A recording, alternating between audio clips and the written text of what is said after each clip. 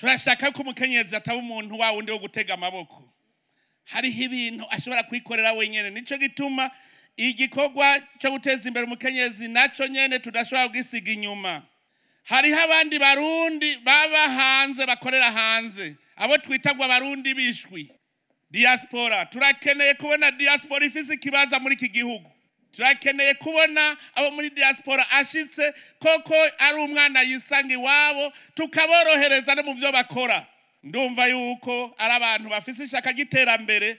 Hariho indongo zitari bwabitegere, ubu rero tujya tubishire mu migambi. Uwo muri diaspora aje gukora umugambi ahubwo yoroherezwe kurusha n'abandi bari ngaha. Gutyo niho nuwagiye gusuma azosuma agarukana mu gihugu cyacu. Hariho undi mugwi atawo wirengagiza wabatwa.